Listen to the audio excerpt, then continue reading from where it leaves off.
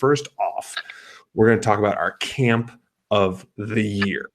I will go first. I'm also going to say what Real Mike's is. He's not here, but I have most of his answers for all these, so I'll put those in there. And then Mikey Gilz will throw his out. Both me and Mikey Gilz, since we're here, we'll give a little bit more description of why we picked said camps or so on and so forth. But first off, it is camp of the year. And for me, the camp of the year is City Kickboxing over there in New Zealand. My main reason for that is they are the only camp that has two champions, the 145-pound champion in Volkanovski and the 185-pound champ in Israel Adesanya. And not just that, they have guys in the come up in 3 or 4 other divisions, and they just seem to be pumping out killers. The whole concept of their feints and striking style has just made some certifiable winners.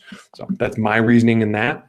For Real Mike, he had ATT Florida. That's American Top Team in Florida. We had to specify that it's American Top Team in Florida because they have satellite stuff around everywhere. They got one in Atlanta, Georgia, and a few others in a few other places.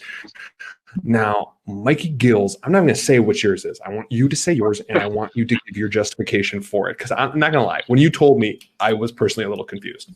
Yes, that makes sense, because you guys are playing checkers right now, and I'm playing chess. That's what's going on. You guys 3-dimensional or just 2D? It's just 2D. It's just we haven't gotten or battle chess from the old school PC. Yeah. Sorry, you bring up old computer games. I'm thinking Space Cadet Pinball, and now I've blanked on everything that I was going to say. But no, you guys are talking about like camps that actually make sense. And don't get me wrong, I respect you. When I saw that you wrote City Kickboxing, I was like, you know what? That's probably what I was going to say too. But fuck that. I'm going to sound really smart for next year because I'm going to roll with Factory X Muay Thai. The reason is, as far as I know, it doesn't make any sense, and I can see the keys typing in our chat right now, like WTF. I'll give it to them. Their logo is tight. I'm a fan of the logo.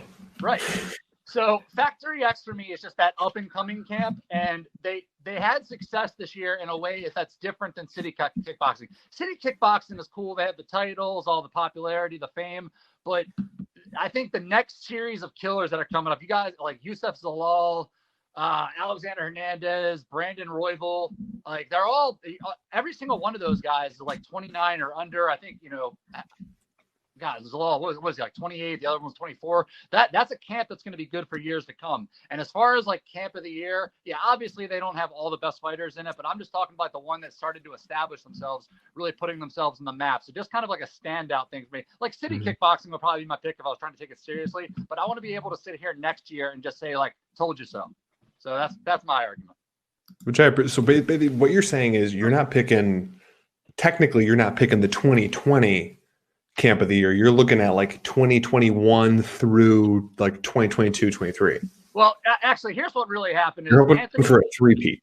I was so confident in Devin Clark beating Anthony Smith that I think maybe he's coming out of Factory X, and when he just beat the hell out of our boy in the first round very quickly, almost with no effort. I think that might have swayed me a little bit. I can't get it out of my head.